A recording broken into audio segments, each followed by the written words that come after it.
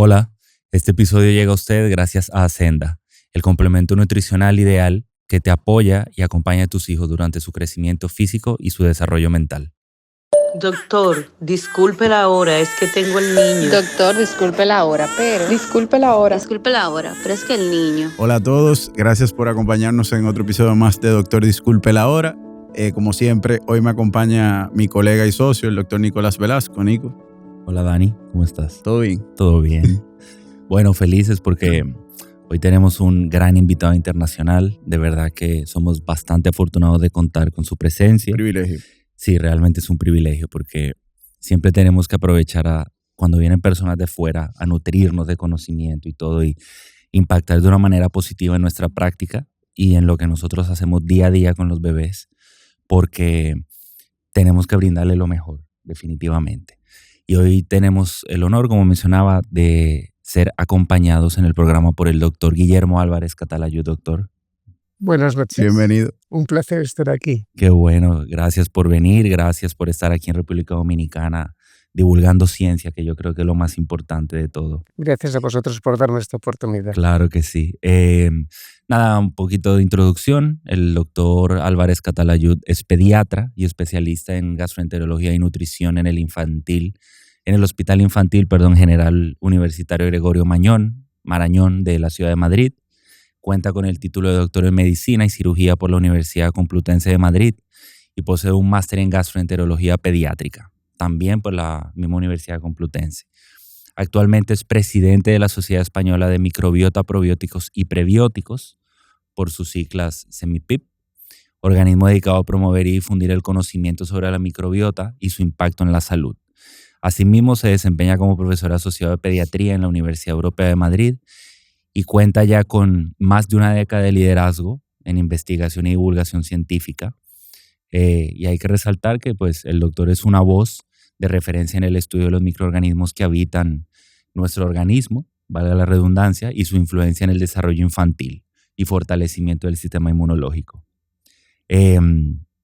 Dicho esto, con esta introducción, doctor, ahora mismo nosotros lo vemos en consulta y realmente es un tema que está en auge.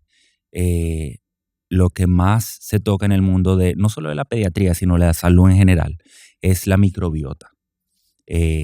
Muchas mamás ahora, ese es un tema que se aborda o son preguntas frecuentes en la consulta, qué es la microbiota, cómo funciona la microbiota. Y de verdad que nosotros como médicos en nuestra formación y en nuestro día a día. Sí, en nuestro día a día, ¿no? Y en nuestra actualización continua, cada vez vemos más material sobre la microbiota y realmente todo lo que está saliendo a la luz sobre la microbiota es maravilloso. O sea, los beneficios de la microbiota, no solo a nivel, vamos a decirlo, digestivo, sino ya en todo el cuerpo y cómo repercute en el lactante y en el niño durante su crecimiento.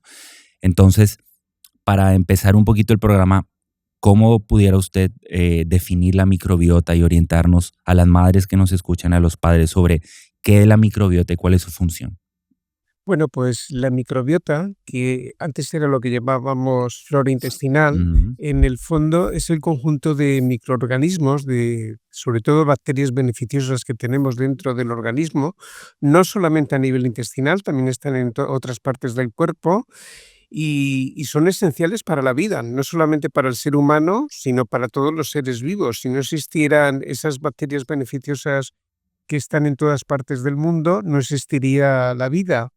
Y tienen un papel muy importante, como has comentado, en la salud y en la enfermedad. O sea, son esas bacterias beneficiosas que cuando ponemos una balanza, el binomio salud-enfermedad, pues juegan un papel importantísimo. Claro.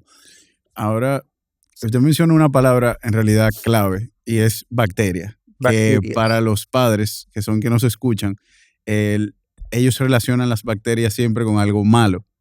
Pero en este caso es bueno. Exactamente. Bueno, tenemos que olvidar ese concepto de que las bacterias son nocivas, pero no solamente para la población en general. Los mismos médicos y profesionales sanitarios siempre hemos pensado cuando hablamos oír de bacterias que eran malas para la salud, y realmente el 99,99% de las bacterias que existen en el entorno y en el mundo, y sobre todo dentro de nuestro organismo, pues afortunadamente son beneficiosas para la salud.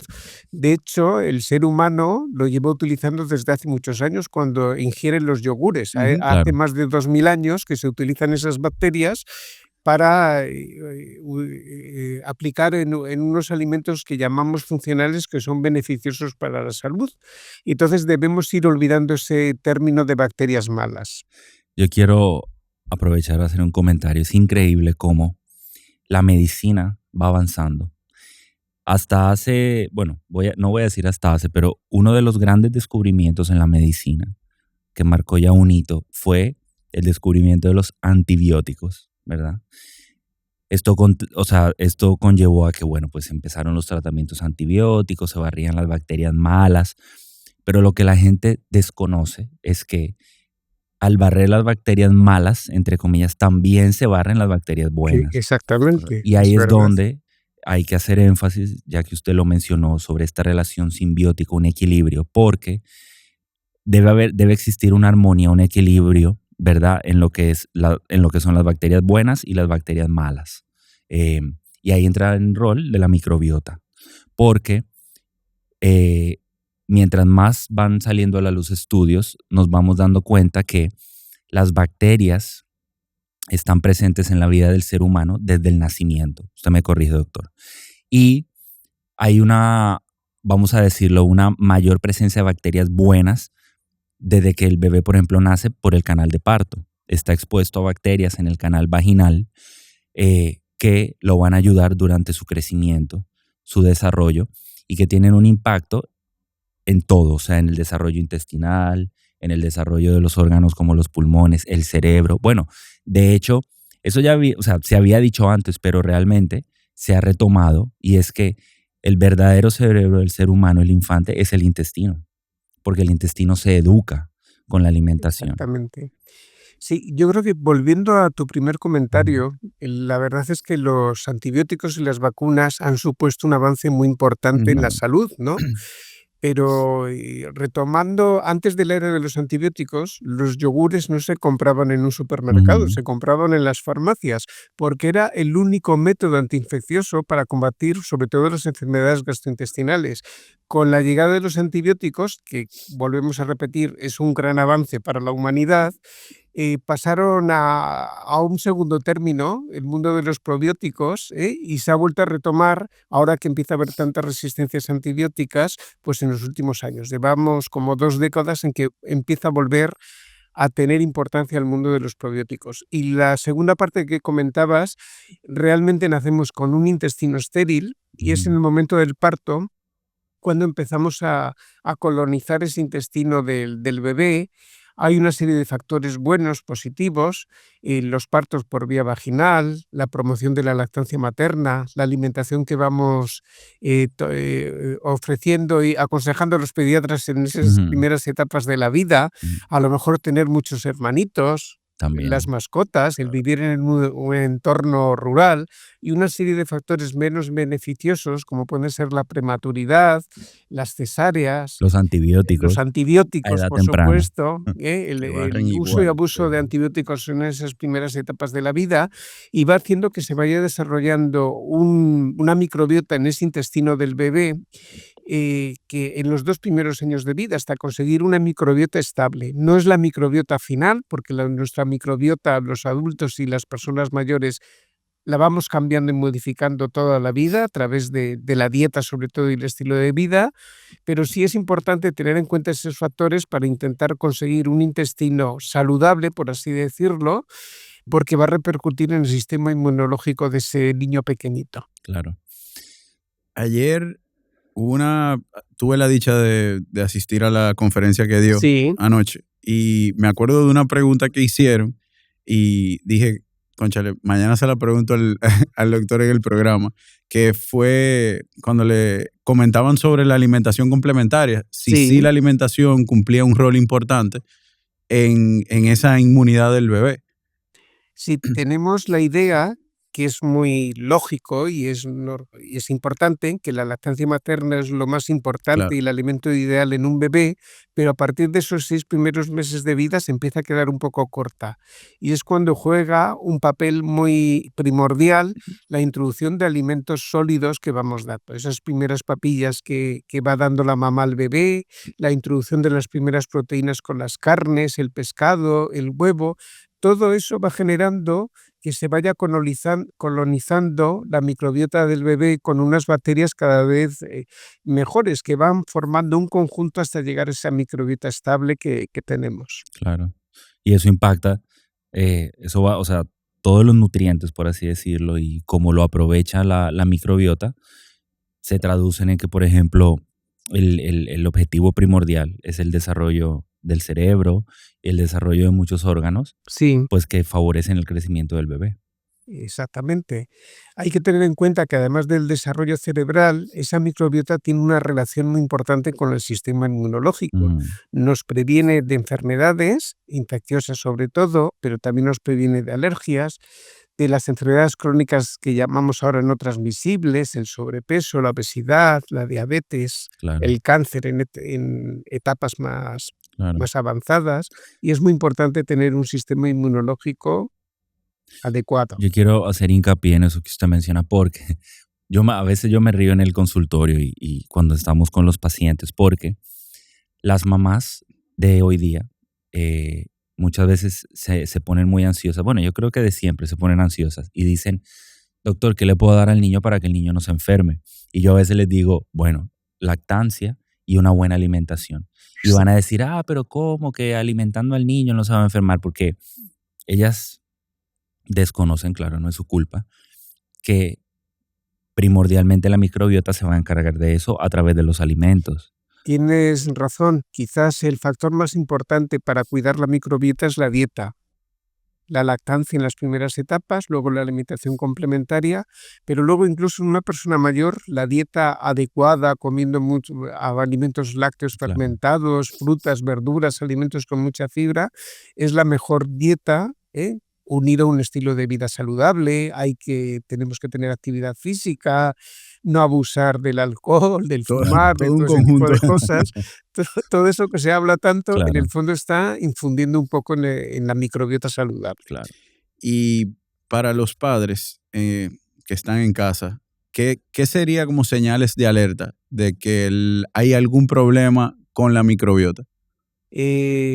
La primera señal de alerta es tener un pediatra bien, que nos válido. cuide bien, que haga un control del niño sano, que vaya recomendando una alimentación y una dieta saludable, y luego depende un poco de las necesidades. Cuando unos padres tienen por necesidades laborales llevar a un niño a la guardería, evidentemente, además de una dieta y un estilo de vida saludable, pues también tiene que tener en cuenta que el niño va a enfermar y que a lo mejor se puede ir mejorando este sistema inmunitario dando unos probióticos, a lo mejor, en esos primeros meses que va a estar el niño que allí cuidado. A veces sí, porque... Bueno, lo que nos pasa a nosotros en la consulta, que quieren darle suplemento vitamínico porque los niños se enferman continuamente, pero en realidad con una buena dieta balanceada todo mejora. Y lo que uno, por ejemplo, muchas veces sí hace promoción es darle probióticos, porque los probióticos le ayudan. Sí, pero no todos los probióticos son iguales. Hay que dar probióticos que realmente tengan evidencia científica, que se hayan ensayados y que ensayados clínicamente y que demuestren que realmente para prevenir o para tratar ciertas enfermedades son eficaces. Claro. No hay que ir a la farmacia y menos comprar por internet un probiótico porque es saludable. Y por eso es muy importante el consejo del profesional sanitario de su pediatra. Qué bueno, eso es importantísimo. Dijo algo clave. Y si lo pudiéramos repetir otra vez, todo porque el tiempo, apenas sale un producto ahora en Instagram o en internet, lo compran. No, pero más que eso, ahora mismo cada casa comercial tiene un probiótico diferente. Y eso hay que tomarlo con pinzas porque es como usted dice, o sea, tiene que tener estudios que lo avalan. Yo, saliendo ya un poquito de todo de esta generalidad de la microbiota, yo quiero pasar a un tema porque ya lo he visto recientemente y de verdad que los estudios me llaman muchísimo la atención. Yo sé que quizás ustedes allá en el instituto lo han estudiado y todo, se han visto o se están dando conclusiones en algunos estudios de que alteraciones en la microbiota desde edades tempranas repercuten en la vida, pero pueden estar relacionadas con inclusive trastornos del neurodesarrollo, como autismo, déficit de atención. Sí. ¿Qué comentario le merece? Vamos a ver, seguramente tengan relación, pero de momento son estudios de investigación. Okay. Lo digo porque los probióticos no van a curar el autismo, no, ni van a curar el Alzheimer. Por favor, aclaren bien que el autismo ahora mismo es un tema sensible. No, exactamente. Yo en el hospital donde estoy, que además tenemos una unidad que se llama MITEA, en la Comunidad de Madrid, que tiene más de 5.000 o 7.000 autistas, pues nos remiten muchas veces, como saben que yo estoy metido en el mundo de la microbiota, al doctor Álvarez Calatayud. Y parece que vas a cuidarlo todo. Seguramente tengo una relación, pero los estudios que hay realmente no son de momento muy concluyentes y hay que coger las cosas con pinzas. Claro. Hola, este episodio llega a ustedes gracias a Ascenda, un suplemento que ayuda al crecimiento y desarrollo de sus pequeños. Claro, sí, porque... Y además, perdóname que te corte, quiero ser concreto en este tema y sobre todo dar un poco de... ser respetuoso con los padres. Yo sé que un niño autista es muy complicado. Los padres y yo, si tuviera un hijo autista, seguramente me agarraría a las múltiples terapias que hay, pero hoy por hoy hay que saber que hay una línea de investigación importante, pero hoy por hoy, aunque la microbiota puede estar relacionada con este tipo de trastornos de comportamiento, no solamente el autismo, sino con el Alzheimer en las personas mayores, hay que cogerlo un poco con piezas. Sí, esos son estudios. Retomando ahora, hablando de la alimentación y eso, ¿cuáles serían sus consejos, ya que ustedes trabajan tanto con microbiota y sobre la alimentación? Más allá del yogur, por ejemplo, pero... porque tenemos prebióticos, probióticos, y ahora también se habla de que hay posbióticos. Sí. Me enteré yo recientemente. Yo creo que sería interesante explicar diferencias entre los pre y los pro. Bueno, vamos a ver. Los probióticos son microorganismos vivos. Uh-huh. En el fondo son como las bacterias que tenemos dentro del intestino, que son beneficiosas para la salud.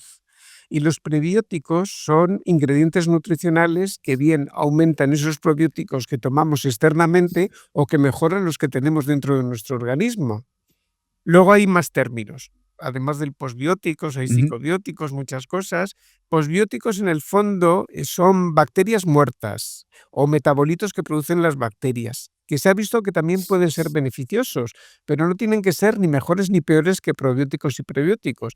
Ya sea un probiótico, un prebiótico, un posbiótico, lo que tienes que demostrar en ensayos clínicos es que es eficaz y seguro para la población. Correcto. No es que sea mejor ni peor ni nada. Entonces los probióticos tienen menos estudios porque son términos y preparados que se han ido viendo y descubriendo en los últimos tiempos, nada más. Voy a aprovechar a hacer un comentario con todo esto. Para las mamás y los papás que nos escuchan, tanto los pre como los probióticos están en todos los alimentos, ¿verdad? ¿O hay unos más que otros? No, vamos a ver. Los probióticos, por hacer una generalización, se ven sobre todo en los alimentos más fermentados. En los niños, los yogures, por ejemplo, o el kéfir, son los alimentos que contienen esas bacterias. Hay otro que es el kumis también. El kumis, sí, pero vamos, lo que suelen tomar, por lo menos en mi país, los niños son más yogures o kéfir. Y los prebióticos, aunque no es así muy exacto, es sobre todo los alimentos que contienen más fibra, que los encontramos en frutas y verduras. Okay. De manera general.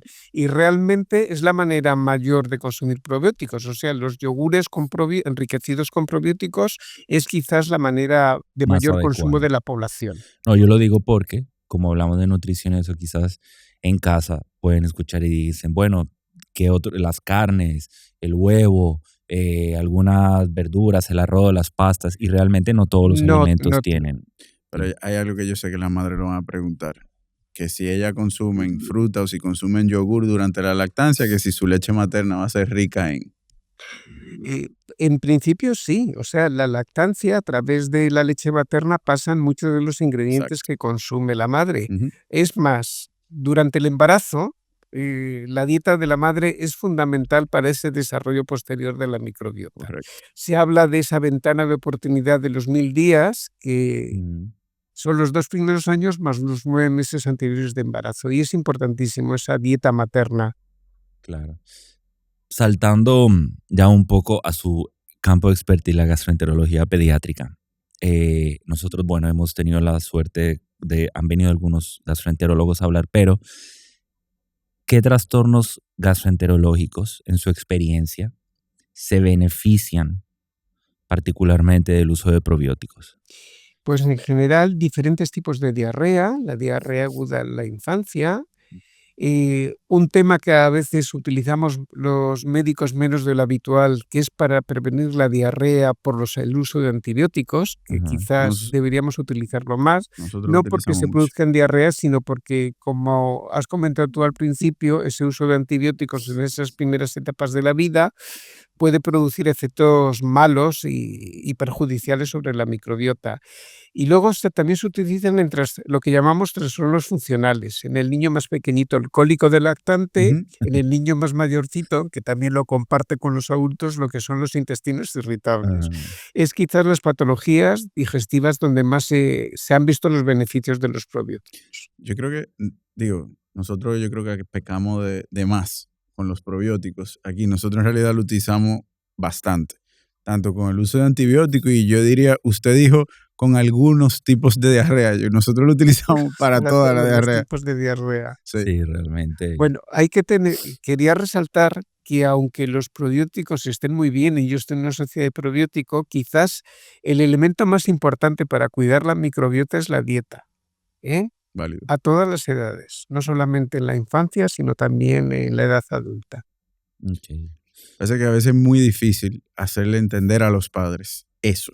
Y aquí ya, yo creo que ya es cultura en República Dominicana que el probiótico va directamente relacionado con la diarrea. Sí. Y muchas veces llegan a la consulta y ya los padres iniciaron el tratamiento del probiótico. Sí, dicen, yo ya empecé a darle probiótico desde hace 2 días, pero él sigue todavía con diarrea, entonces uno como que tiene que explicarles. Bueno, vamos a ver, el probiótico puede mejorar un poco la diarrea, pero a veces si la diarrea es un poquito severa, tampoco...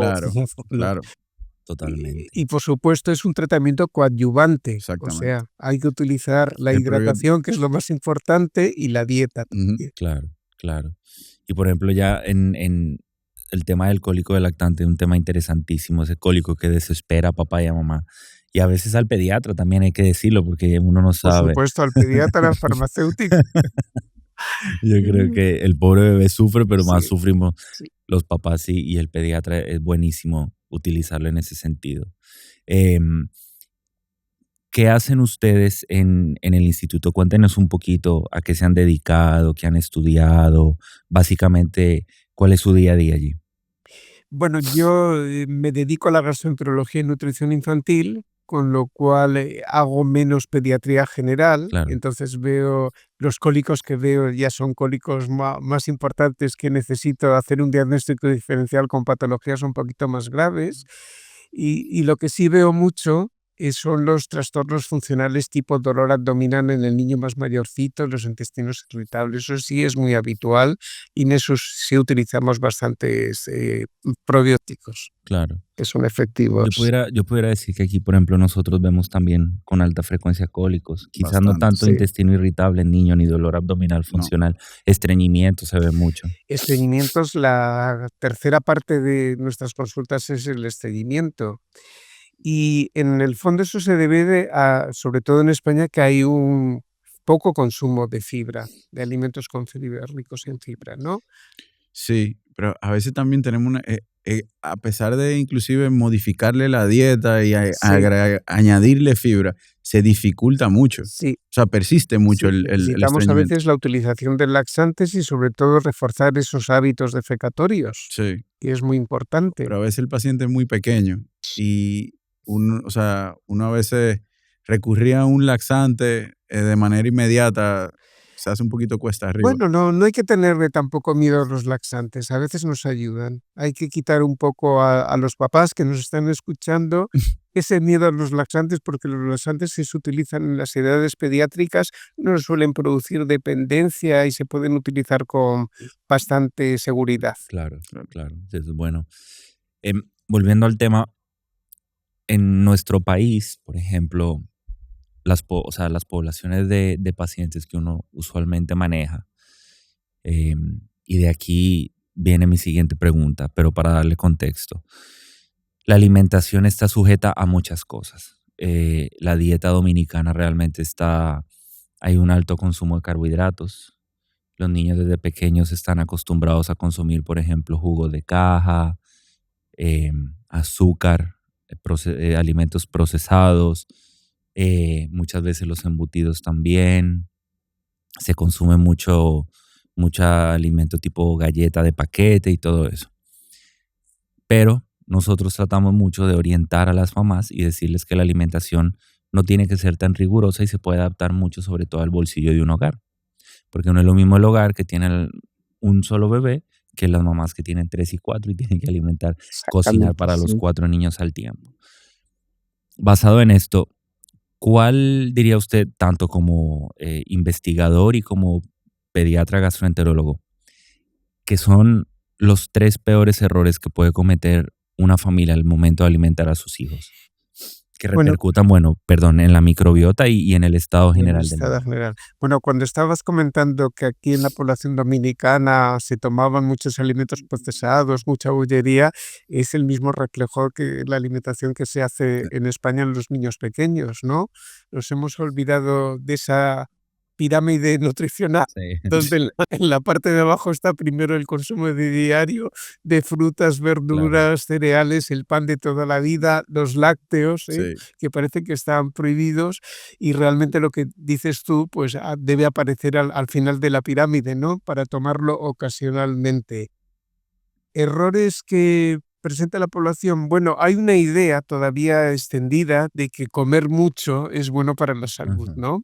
Entonces estamos sufriendo la gran epidemia de la obesidad. Yo creo que en Europa, pero en general en la mayoría de los países industrializados y no industrializados, por lo menos en Europa se ve menos desnutrición y mucho sobrepeso y obesidad. Y eso es debido a malos hábitos alimenticios. Luego, y no quiero producir controversia, hay también un problema con lo de las intolerancias. Ahora parece que hay alimentos que son malísimos. Igual que los probióticos es maravilloso y lo toma todo el mundo, el gluten es malísimo ahora para la salud. Hasta los lácteos ahora y son los lácteos, también la leche, que la leche produce mocos y cosas así, que no es nada cierto, ¿no? Lo del gluten no sé si tiene que ver que Djokovic le dijo que desde que no tomaba gluten empezó a ganar a Nadal, ¿no? ¿Cuál fue la que está de moda ahora? Lo del SIBO. Y lo del SIBO, madre. Todo el mundo tiene Cándida, todo el mundo. Pero yo creo que estamos abandonando, y es la conclusión final, esa dieta equilibrada que deben tomar no solo los niños, sino la población general. Y por eso estamos con la malnutrición de ahora, que es la obesidad y el sobrepeso. Sí, o sea, literal, todo el mundo, o sea, nos hemos ido de lo simple de la alimentación al extremo de lo complejo. Sí. Y lo que hemos hecho es complicar la existencia. Sí, realmente. Es fuerte, o sea, es triste porque ahora, como dice el doctor, las mamás a veces le tienen pánico que a la lactosa, que a la proteína de leche de vaca, que no le quieren dar al niño tal cosa, que si lo pueden... Pero es que todo recae nuevamente en lo que siempre hablamos aquí en el programa, el exceso de información que hay. Exactamente. Y no hay un filtro. Hay muchos influencers, sobre todo que no son profesionales sanitarios. Correcto. Lo que comentabas tú de la lactosa, los niños pequeñitos no son intolerantes a la lactosa y de hecho la leche materna, el azúcar que tiene es lactosa. No lo podrían tomar si fuera. Bueno, pues eso lo sufrimos en la consulta todos los días. Lo entendemos, ¿no? Nosotros. Y a veces cuesta, pues eso, convencer a los padres de lo que es una alimentación sana y saludable. Antes de irnos, qué fue lo que lo motivó a fundar o a pertenecer a la Sociedad de Investigación en Microbiota y ¿Qué motivó eso? Bueno, dio la coincidencia de que yo conocía a una persona que estaba muy metida en el CSIC, que es el Centro de Investigación por excelencia en España. Había hecho algún trabajo de investigación, me llamó porque iban a fundar una sociedad científica, había mucho científico pero poco clínico, y en eso aparecí yo como pediatra. Y entonces, bueno, estoy desde su fundación y la verdad es que es una sociedad científica muy enriquecedora, ¿no? Yo creo que los investigadores que están todo el día con un microscopio pues se enriquecen del clínico, del día al día, porque claro, no saben lo que es un niño llorando, que tiene cólicos que no tienen, ni esas cosas. Y por nuestra parte, los clínicos también nos enriquecemos de esa ciencia y esa investigación que la tenemos un poco abandonada cuando estás en la práctica clínica habitual. Creo también hay un grupo, una sociedad latinoamericana de investigación. Exactamente. Bueno, pues, de hecho, el congreso creo que es en 2 años aquí. En 2 años aquí, exactamente. Sí, nosotros vamos a celebrar ahora en Málaga. Estáis invitados del Caribe al Mediterráneo para celebrarlo, y celebramos el que es el 17º congreso. O sea, llevamos 17 años hablando de microbiota y probióticos. Parece que es una moda, pero llevamos bastante tiempo. Y en uno de esos congresos veíamos que había muchos médicos y profesionales iberoamericanos que asistían a nuestro congreso en España. Y en esas cenas que tenemos de reunirnos con otros profesionales, se nos dio la idea de formar una sociedad iberoamericana. La primera reunión la tuvimos en Madrid, que lo organicé yo en plena época de la pandemia. Luego se hizo otra en Mérida, en México, otra en Chile. Y debido al interés que tienen aquí los médicos dominicanos, vamos a hacer, Dios mediante, la 4ª reunión aquí en República Dominicana, seguramente en 2027. Asistir, claro, y por supuesto estáis invitados. Claro, gracias. Claro usted, hizo referencia que tienen 17 años ya investigando. Hacemos el 17º congreso, el 17. ¿Usted siente que antes ustedes hablaban a oídos sordos y que ahora como que hay un poquito más de conciencia? Sí, vamos a ver, en estos 17 años... lo habéis leído al principio, lo que era la sociedad de divulgación, de formación. Hemos hecho cursos de formación a profesionales sanitarios, hemos hecho cursos de formación a médicos, a farmacéuticos, a dietistas, nutricionistas, porque en general, como tú has comentado, la microbiota no se enseña en la carrera, ¿no? Y tenemos que ir aprendiéndola. Y esos cursos de formación han hecho que el profesional sanitario vaya teniendo mayores conocimientos, y eso es lo que le transmite luego a padres y población general. Claro. Por eso es tan importante. Antes de cerrar, le quería preguntar, ¿usted está aquí, de visita unos días, vino de trabajo? ¿Qué le ha parecido la República? Yo he sido invitado por la empresa Nestlé, vino dominicana, de conferencia. En principio a dar una serie de conferencias. Sí conocí a vuestro país, la primera vez turístico, Puerto Plata hace 30 años, imaginaros que debe ser... Ha cambiado bastante. Ha debido cambiar bastante, sí. Tengo ganas de volver. Y luego hace 2 años estuve en un congreso que hizo una sociedad también de microbiota, que además se llama Grupo de Investigación del Caribe, que tiene el GCAMP, que tiene varios países de aquí de la zona. Bueno, creo la doctora Rosa Acevedo. Y la gastroenteróloga y Giselle Fernández.